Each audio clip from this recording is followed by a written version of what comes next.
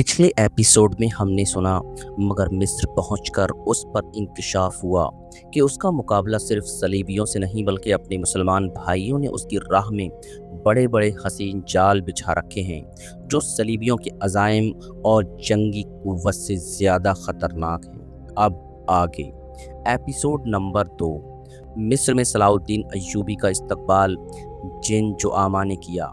उनमें नाजी का नाम एक सालार खुसूसी अहमियत का हामिल था। अय्यूबी ने सबको सर से पांव तक देखा। उसके बाद होठों पर मुस्कुराहट और ज़ुबान पर प्यार और मोहब्बत की चाशनी थी। बाज़ पुराने अफसरों ने उसे ऐसी निगाहों से देखा जिनमें तंज थी और तमस्खुर भी था। वह सलाहुद्दीन अय्यूबी के सिर्फ नाम से वाकिफ़ थे या उसके मुताल्लिक यह जानते थे कि नूरुद्दीन जंगी के साथ उसका क्या रिश्ता है। उनकी निगाहों में सलाहुद्दीन अय्यूबी की अहमियत बस उसके ख़ानदान की बदौलत थी या इस वजह से उन्होंने उसे अहमियत दी कि वह मिस्र का फ़ौजी वायसराय बन के आया था। उसके सिवा उन्होंने सलाहुद्दीन अय्यूबी को कोई वक़ात न दी। एक बूढ़े अफसर ने अपने साथ खड़े अफसर के कान में कहा, बच्चा है, इसे हम पाल लेंगे। मौर्रिख और उसके वक्त के वक़ाए निगार यह नहीं बता सकते कि सलाहुद्दीन अय्यूबी ने उन लोगों की नज़रें भांप ली थीं या नहीं। वह इस्तकबाल करने वाले उस हुजूम में बच्चा लग रहा था। अलबत्ता जब नाजी के सामने मुसाफे के लिए रुका तो अय्यूबी के चेहरे पर तब्दीली सी आ गई थी। वह नाजी से हाथ मिलाना चाहता था लेकिन नाजी जो उसके बाप की उम्र का था सबसे पहले दरबारी खुशामदियों की तरह झुका, फिर अय्यूबी से बगलगीर हो गया। उसने अय्यूबी की पेशानी चूमकर कहा, मेरे खून का आखिरी कतरा भी तुम्हारी जान की हिफाजत के लिए बहेगा। तुम मेरे पास जंगी और शेर कोह की अमानत हो। मेरी जान अज़मत इस्लाम से ज़्यादा कीमती नहीं। सलाहुद्दीन अय्यूबी ने नाजी का हाथ चूम कर कहा, मोहतरम, अपने खून का एक एक कतरा संभाल कर रखिए। सलीबी स्याह घटाओं की मानिंद छा रहे हैं। नाजी जवाब में सिर्फ मुस्कुराया और जैसे सलाहुद्दीन अय्यूबी ने कोई लतीफ़ा सुनाया हो। सलाहुद्दीन अय्यूबी उस तजुर्बेकार सालार की मुस्कुराहट को गालिबन नहीं समझ सका। नाजी फातिमी खिलाफत का परवुर्दा सालार था। वह मिस्र में बॉडी गार्ड का कमांडर था जिसकी नफरी 50,000 थी और सारी की सारी नफरी सूडानी थी। यह फ़ौज उस दौर के जदीद हथियारों से मुसल्लह थी और यह फ़ौज नाजी का हथियार बन गई थी जिसके ज़ोर पर वह बेताज बादशाह बना बैठा था। वह साजिशें और मफाद परस्ती का दौर था। इस्लामी दुनिया की मरकज़ियत ख़त्म हो चुकी थी। सलीबियों की निहायत दिलकश तखरीब कारियाँ शुरू हो चुकी थीं। ज़र परस्ती और ताईश का दौर था। जिसके पास ज़रा सी भी ताकत थी उसे वह अपने इक़्तिदार के तहफ़्फ़ुज़ के लिए और दौलत समेटने के लिए इस्तेमाल करता था। सूडानी बॉडीगार्ड्स फ़ौज का कमांडर नाजी मिस्र में हुक्मरानों और दीगर सरबराहों के लिए दहशत बना हुआ था। खुदा ने उसे साजिशी दिमाग दिया था। उसे उस दौर का बादशाह साज कहा जाता था। बनाने और बिगाड़ने में खुसूसी महारत रखता था। उसने सलाहुद्दीन अय्यूबी को देखा तो उसके चेहरे पर बिल्कुल उसी तरह मुस्कुराहट आ गई जिस तरह कमज़ोर सी भेड़ को देखकर भेड़िए के दांत निकल आते हैं। अय्यूबी उस जहर खंद को न समझ सका। उसके लिए सबसे ज़्यादा अहम आदमी नाजी ही था क्योंकि वह 50,000 बॉडीगार्ड्स का कमांडर था और सलाहुद्दीन को उस फ़ौज की ज़रूरत थी। सलाहुद्दीन अय्यूबी से कहा गया कि हुजूर बड़ी लंबी मुसाफत से तशरीफ़ लाए हैं, पहले आराम कर लें। उसने कहा, मेरे सर पर जो दस्तार रख दी गई है मैं उसके अहल न था। उस दस्तार ने मेरा आराम और मेरी नींद ख़त्म कर दी है। क्या आप हजरात मुझे उस छत के नीचे नहीं ले चलेंगे जहां मेरे फ़राइज़ मेरा इंतज़ार कर रहे हैं? क्या हुजूर काम से पहले तोआम पसंद नहीं फरमाएंगे? उसके नायब ने पूछा। सलाहुद्दीन अय्यूबी ने कुछ सोचा और उनके साथ चल पड़ा। लंबे तड़ंगे कवि हैकल बॉडीगार्ड्स उस इमारत के सामने 2 रवैया खड़े थे। जिसमें खाने का इंतज़ाम किया गया था। अय्यूबी ने उन गार्ड्स के कद-बुत और हथियार देखे तो उसके चेहरे पर रौनक आ गई, मगर यह रौनक दरवाजे में कदम रखते ही गायब हो गई। वहाँ 4 नौजवान लड़कियां, जिनके जिस्मों में जुहद, शिकन, लचक और शानों पर बिखरे हुए रेशमी बालों में कुदरत का हुस्न समोया हुआ था, हाथों में फूलों की पत्तियों से भरी हुई खुशनुमा टोकरियां उठाए खड़ी हुई थीं। उन्होंने सलाउद्दीन अय्यूबी के रास्ते में पत्तियां बिखेरनी शुरू कर दीं और उसके साथ दफ की ताल पर ताऊस व रबाब और शहनाइयों का मशहूर को नगमा उभरा। अय्यूबी ने रास्ते में फूलों की पत्तियां देखकर कदम पीछे कर लिया। नाजी और उसके नायब उसके दाएं बाएं थे। वह दोनों झुक गए और उसे आगे चलने की दावत दी। यह सब अंदाज था जिसे मुगल बादशाहों ने हिंदुस्तान में राइज किया था। सलाउद्दीन अय्यूबी फूलों की पत्तियां मसलने नहीं आया। अय्यूबी ने ऐसी मुस्कुराहट से कहा जो उन लोगों ने पहले कभी किसी के होठों पर देखी थी। हम हुजूर के रास्ते में आसमान से तारे भी नोच कर बिछा सकते हैं। नाजी ने कहा, अगर मेरी राह में कुछ बिछाना चाहते हो तो वह एक ही चीज़ है जो मेरे दिल को भाती है। सलाउद्दीन अय्यूबी ने कहा, आप हुक्म दें। नायब ने कहा, वह कौन सी चीज़ है जो हुजूर के दिल को भाती है? सलीबियों की लाशें। सलाउद्दीन अय्यूबी ने मुस्कुराकर कहा, मगर फौरन ही उसकी मुस्कुराहट गायब हो गई। उसकी आंखों से शोले निकलने लगे। इसने धीमी आवाज़ में, जिसमें कहर और इताब छुपा हुआ था, कहा, मुसलमानों की ज़िंदगी फूलों की सेज नहीं। जानते नहीं हो सलीबी सल्तनतें इस्लामिया को चूहों की तरह खा रहे हैं, और जानते हो कि वह क्यों कामयाब हो रहे हैं? सिर्फ इसलिए कि हमने फूलों के पत्तों पर चलना शुरू कर दिया है। हमने अपनी बच्चियों को नंगा करके उनकी अज़मतें रोट डाली हैं। मेरी नज़रें फ़िलिस्तीन पर लगी हुई हैं, तो मेरी राह में फूल बिछाकर मिस्र से भी इस्लाम का परचम उतरवा देना चाहते हो? उसने सबको एक नज़र देखा और दबदबे से कहा, उठा लो यह फूल मेरे रास्ते से। मैंने उन पर कदम रखा तो मेरी रूह कांटों से छलनी हो जाएगी। हटा दो लड़कियों को मेरे रास्ते से, कहीं ऐसा न हो कि मेरी तलवार उनके इतने दिलकश सुनहरे बालों में उलझकर बेकार हो जाए। हुजूर की चाह हशमत, मुझे हुजूर न कहो। सलाउद्दीन अय्यूबी ने बोलने वाले को यूं टोक दिया जैसे तलवार से किसी काफिर की गर्दन काटती हो। उसने कहा, हुजूर वह थे जिनका तुम कलमा पढ़ते हो और जिनका मैं गुलाम बेदाम हूँ।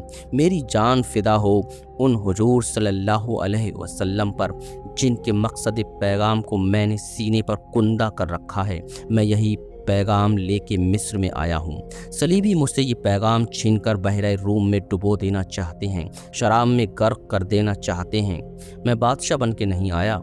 लड़कियां किसी के इशारों पर फूलों की पत्तियां समेट कर वहां से हट गई थीं। सलाउद्दीन अय्यूबी तेजी से दरवाजे के अंदर चला गया।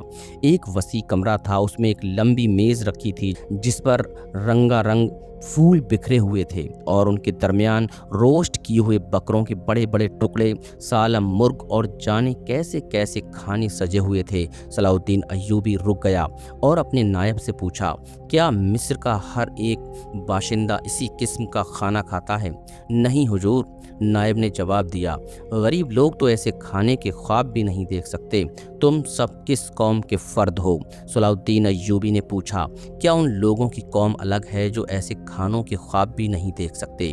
किसी तरह से कोई जवाब न पाकर उसने कहा, इस जगह जिस कदर मुलाजिम हैं और यहाँ जितने सिपाही ड्यूटी पर हैं, उन सबको अंदर बुलाओ, यह खाना उन्हें खिला दो। उसने लपक कर एक रोटी उठाई, उस पर 2-3 बोटियाँ रखीं और खड़े खड़े खाने लगा। निहायत तेज़ी से पूरी रोटी खाकर पानी पिया और बॉडीगार्ड्स के कमांडर नाजी को साथ लेकर उस कमरे में चला गया जो वायसराय का दफ्तर था। 2 घंटे बाद नाजी बाहर निकला, दौड़कर अपने घोड़े पर सवार हुआ, एड़ लगाई और नज़रों से ओझल हो गया। रात नाजी के ख़ास कमरे में उसके 2 कमांडर जो उसके मोतमिद और हमराज थे उसके पास बैठे शराब पी रहे थे। नाजी ने कहा, जवानी का जोश है, थोड़े से दिनों में ठंडा कर दूंगा। कमबख्त जो भी बात करता है कहता है रब्बे काबा की कसम, सलीबियों को सल्तनत इस्लामिया से बाहर निकाल दूंगा। सलाउद्दीन अय्यूबी, एक कमांडर ने तंजिया कहा, इतना भी नहीं जानता कि सल्तनत इस्लामिया का दम निकल चुका है, अब सूडानी हुकूमत करेंगे। क्या आपने उसे बताया नहीं कि यह 50,000 का लश्कर सूडानी है? दूसरे कमांडर ने नाजी से पूछा, और यह लश्कर जिसे वह अपनी फ़ौज समझता है, सलीबियों के खिलाफ नहीं लड़ेंगी? तुम्हारा दिमाग ठिकाने है औरोश, नाजी ने कहा। मैं उसे यह यकीन दिला आया हूँ कि यह 50,000 सूडानी शेर उसके इशारे पर सलीबियों के परखच्चे उड़ा देंगे। नाजी चुप होकर सोच में पड़ गया। लेकिन क्या? उसने मुझे हुक्म दिया है कि मिस्र के बाशिंदों की एक फ़ौज तैयार करो, नाजी ने कहा। उसने कहा है कि एक मुल्क की फ़ौज मुनासिब नहीं होती, वह मिस्र के लोगों को भर्ती करके हमारी फ़ौज में शामिल करना चाहता है। तो आपने क्या जवाब दिया? मैंने कहा कि आपके हुक्म की तामील होगी, नाजी ने जवाब दिया, मगर मैं ऐसे हुक्म की तामील नहीं करूँगा। मिजाज का कैसा है? औरोश ने पूछा। ज़िद का पक्का मालूम होता है, नाजी ने जवाब दिया। आपकी दानिशमंदी और तजुर्बे के सामने तो वह कुछ भी नहीं लगता, दूसरे कमांडर ने कहा। नया नया अमीर मिस्र बन के आया है, कुछ रोज़ यह नशा तारी रहेगा, मैं यह नशा उतरने नहीं दूंगा, नाजी ने कहा। उसे उसी नशे में बदमस्त करके मारूंगा। बहुत देर तक यह तीनों सलाउद्दीन अय्यूबी के खिलाफ बातें करते रहे और इस मसले पर गौर करते रहे कि अगर सलाउद्दीन अय्यूबी ने नाजी के बेताज बादशाही के लिए ख़तरा पैदा कर दिया तो वह क्या कार्रवाई करेंगे। उधर सलाउद्दीन अय्यूबी अपने नायबीन को सामने बिठाए यह जहन नशीन करा रहा था कि वह हुकूमत करने नहीं आया और न किसी को हुकूमत करने देगा। उसने उन्हें कहा कि उसे जंगी ताकत की ज़रूरत है और उसने यह भी कहा कि उसे यहाँ का फ़ौजी ढांचा बिल्कुल भी पसंद नहीं। 50,000 बॉडीगार्ड सूडानी हैं। हमें हर खित्ते के बाशिंदों को यह हक देना है कि वह हमारी फ़ौज में आएं, अपने जौहर दिखाएं और माल गनीमत में से अपना हिस्सा वसूल करें। यहाँ के अवाम का मेयार ज़िंदगी इस तरह बुलंद हो सकता है। सलाउद्दीन अय्यूबी ने उन्हें बताया, मैंने नाजी से कह दिया है कि वह आम भर्ती शुरू कर दे। क्या आपको यकीन है कि वह आपके हुक्म की तामील करेगा? एक नाजिम ने उससे पूछा। क्या वह हुक्म की तामील से गुरेज करेगा? वह गुरेज कर सकता है, नाजिम ने जवाब दिया। फौजी उमूर उसी के सुपुर्द हैं, वह किसी से हुक्म लिया नहीं करता, अपनी मनवाया करता है। सलाउद्दीन अय्यूबी खामोश रहा, जैसे उस पर कुछ असर ही न हुआ हो।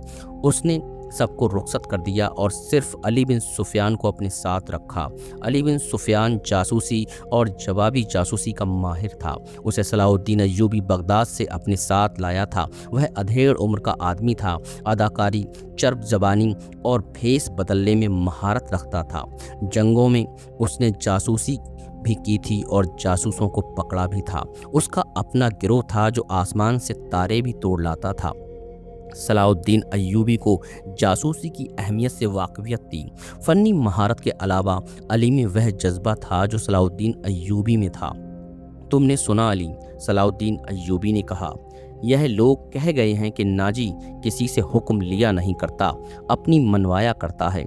हाँ, अली ने जवाब दिया, मैंने सुन लिया है।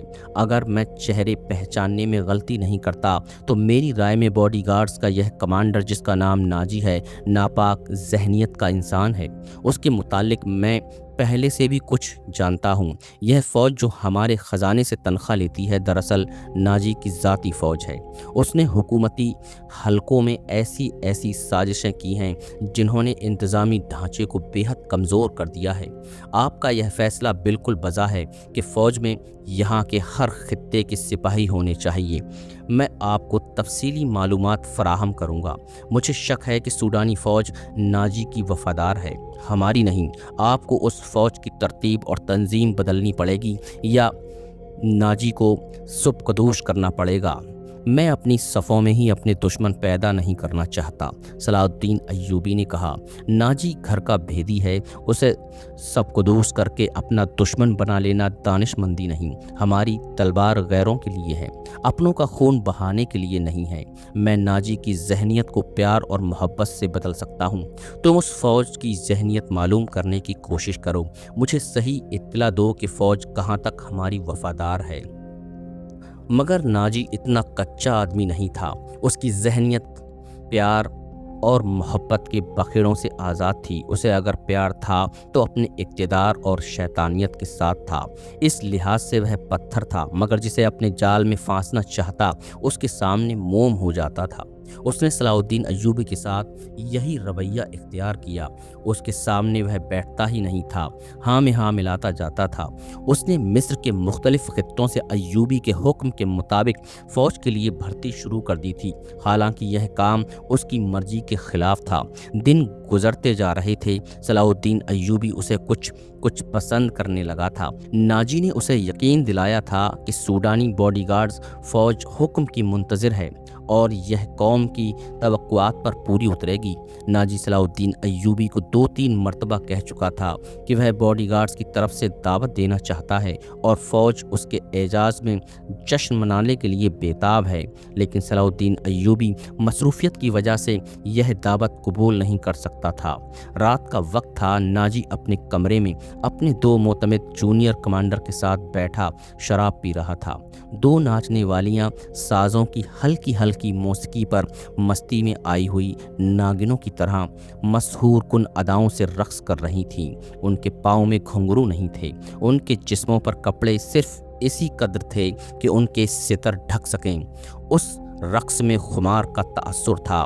دربان اندر آیا اور ناجی کے کان میں کچھ کہا۔ ناجی جب شراب اور رقص میں محو ہوتا تھا تو کوئی مخل ہونے کی ضرورت نہیں محسوس کر سکتا تھا۔ صرف دربان کو معلوم تھا کہ وہ کون سا ضروری کام ہے جس کی خاطر ناجی ایسو ترب کی محفل سے اٹھا کرتا ہے، ورنہ وہ اندر آنے کی ضرورت نہ کرتا۔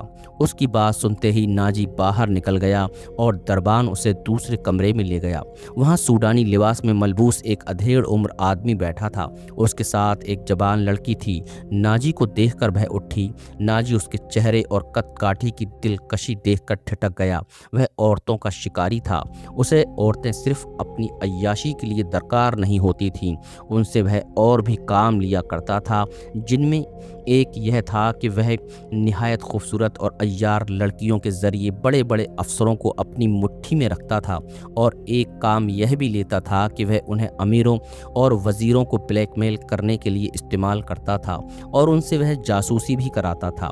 جس طرح قصاب جانور کو دیکھ کر بتا دیتا ہے کہ اس کا گوشت کتنا ہے، اسی طرح نازی لڑکی کو دیکھ کر اندازہ کر لیا کرتا تھا کہ یہ کس کام کے لیے موزوں ہے۔